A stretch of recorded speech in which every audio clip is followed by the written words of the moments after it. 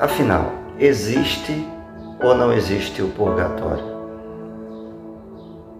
Há muitos questionamentos, críticas, objeções.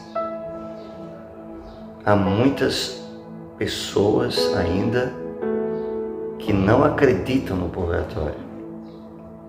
Agora, o que é para se admirar mais ainda é que há católicos ou pessoas que se dizem católicos que vão para a missa em sufrágio das almas, ou seja, missa de finados, mas não acreditam.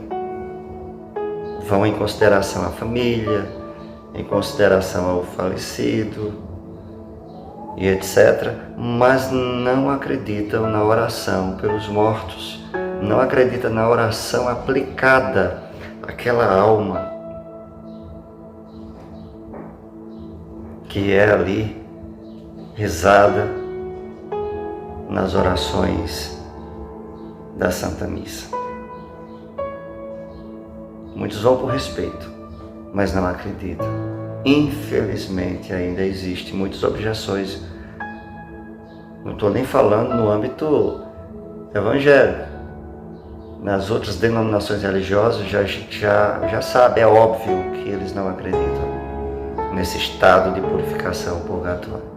Agora é de admirar que existem católicos, infelizmente, pessoas que participam da missa, mas que não acreditam na oração pelos mortos. Por quê?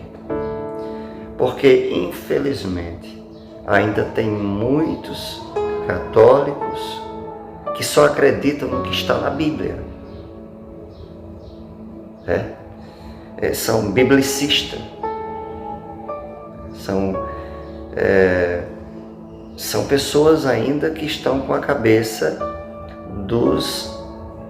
com o conceito evangélico em sua cabeça, com o conceito das outras denominações religiosas em sua cabeça. O que está na Bíblia eu acredito, e o que não está na Bíblia eu não acredito. Então aí cai nesse laço de realmente não acreditar. Por quê? Porque a nossa igreja, ela não se apoia somente na Bíblia. Ela não tem só a Bíblia como palavra de Deus.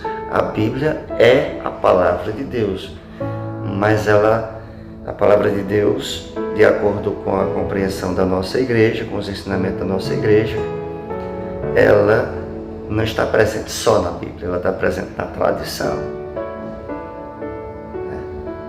Você vê que os apóstolos praticamente morreram sem Bíblia. Os livros que eram circulados no tempo dos apóstolos, 1 Coríntios, aliás, 1 Tessalonicenses, que era um dos primeiros livros a ser encontrado, eram circulados, mas ali não eram livros ainda canônicos, podemos dizer, oficialmente.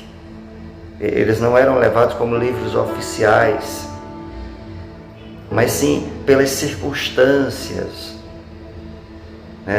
da época, que os apóstolos, os evangelistas, às vezes presos, por exemplo, como João estava preso lá em Pátimos, e daí escrevia para as comunidades nas quais ele já havia evangelizado, para confirmar a fé, etc., pela necessidade.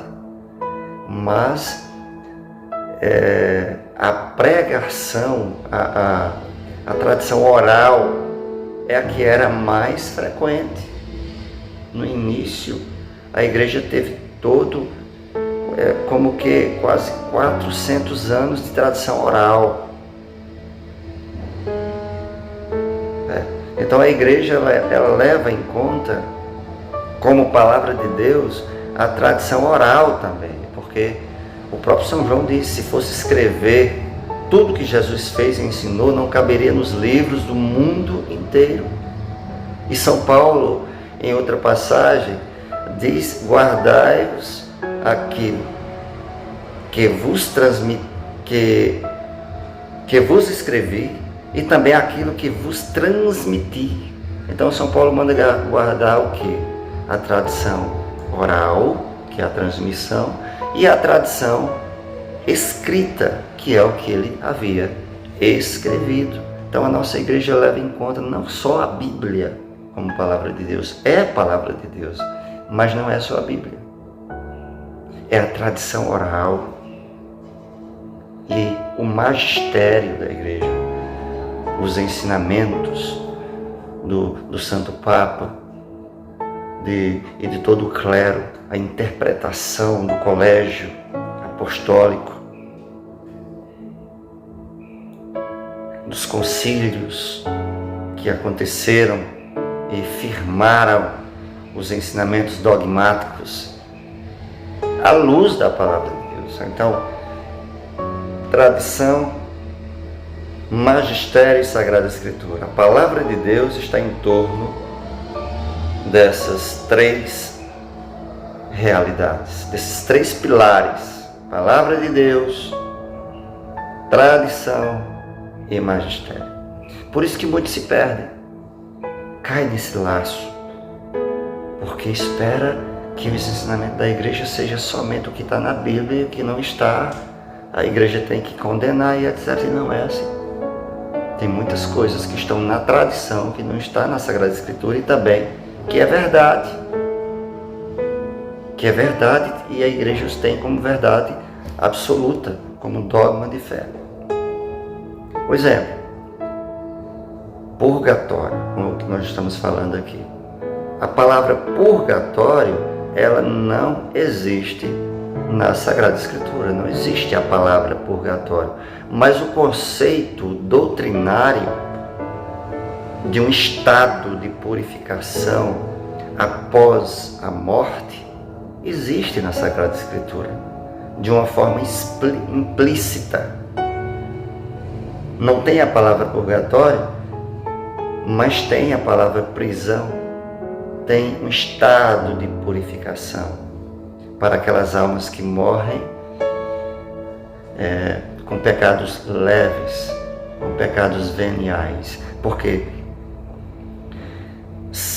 São João fala claramente que há pecados que levam à morte e há pecados que não levam à morte. Então, nós morrendo com pecados que não levam à morte, nós não iremos para o mesmo lugar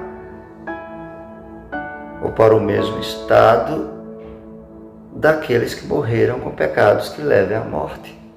Então existem pecados mais graves do que outros. E a igreja acredita que estes que morreram em pecados veniais, mais leves, pecados que não levam à morte, vão para um estado de purificação. É retratado na Sagrada Escritura como prisão. E lá essa alma vai ser purificada até chegar à plenitude da purificação, até ficar uma alma pura, plena, de forma plena, para assim contemplar e gozar das bonanças celestes do céu.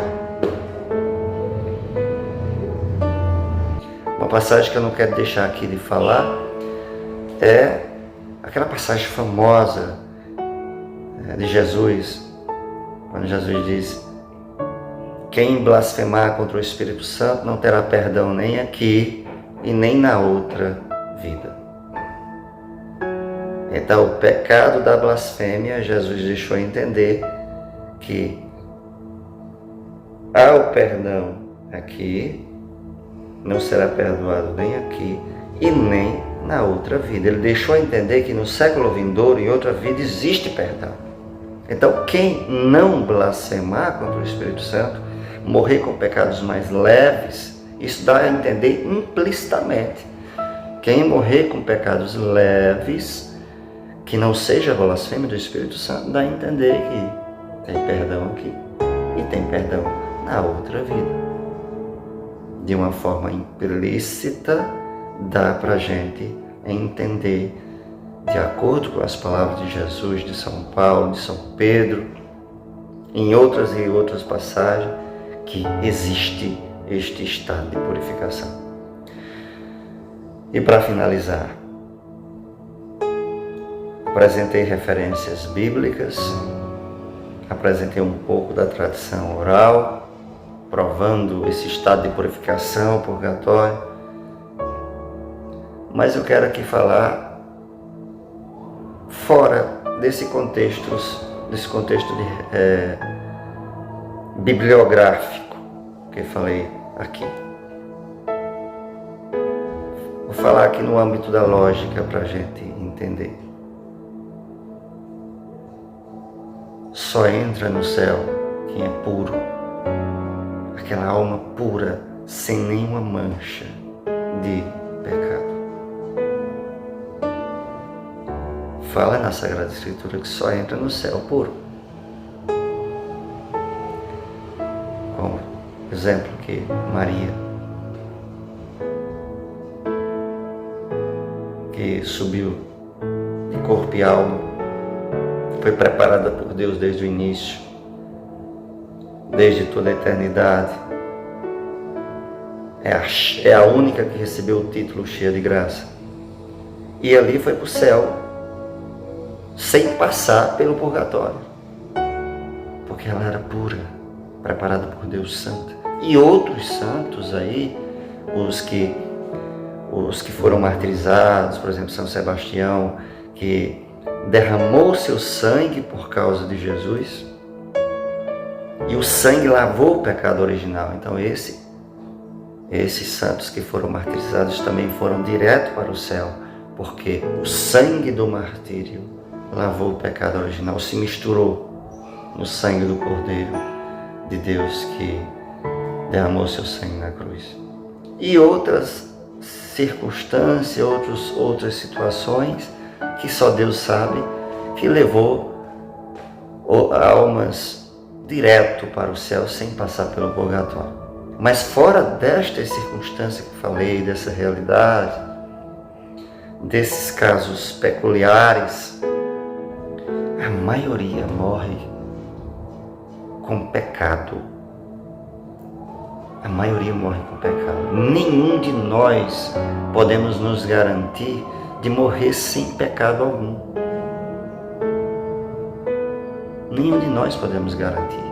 Então a probabilidade é muito grande da gente morrer com pecado. Agora peçamos a graça a Deus de lutar contra o pecado, contra os pecados graves, e lutar também para vencer os pecados veniais, a fim de que um dia, quando nós formos chamados para a eternidade, possamos morrer com pecados leves, com pecados veniais, para nós alcançarmos o purgatório, porque a gente vai pelo esse estado de purificação. Uma vez indo pelo estado de purificação, que é o purgatório, a salvação está garantida. Que ali a gente vai passar um período de tempo determinado por Deus, em virtude das orações aqui na terra, porque as orações aqui, aplicadas na Santa Missa em favor das almas que estão no purgatório, abreviam o tempo determinado por Deus lá no purgatório. Porque a única realidade que alcança as almas que estão no purgatório é as orações aqui na terra. E as orações em especial aplicado na Santa Missa. Então rezemos, acreditemos nesta realidade do purgatório e rezemos para que essas orações que são oferecidas em sufrágio das almas nunca possam deixar de acontecer. Nunca possa deixar de existir as orações pelos mortos, porque um dia, com a graça de Deus, quando nós morrermos, nós iremos estar lá no purgatório, necessitando das orações que estão aqui. Nós iremos ser beneficiados com as orações oferecidas nas santas missas em favor das nossas almas. Acreditemos que um dia eu e você, com a graça de Deus, se alcançar o purgatório, nós iremos desejar ardentemente lá no purgatório as orações aqui, oferecidas aqui na terra, por meio das santas missas e sufrágios das nossas almas.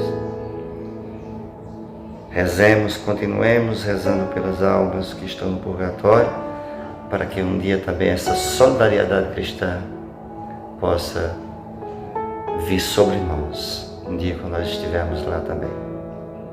O purgatório existe. Nós não garantimos morrer sem pecado. Então a misericórdia de Deus fez acontecer, fez existir o purgatório, para que nós possamos ter essa chance, porque uma vez nós não garantimos morrer aqui sem pecado, nós possamos ter essa chance de purificar os nossos pecados leves, veniais, no purgatório, e assim alcançar a eternidade, o céu. Quem está no purgatório, as almas que estão no purgatório já estão salvas, apenas estão passando um tempo para a realização da purificação plena, para entrar puro, imaculado ou imaculada na realidade do céu. Assim seja. Louvado seja nosso Senhor Jesus Cristo.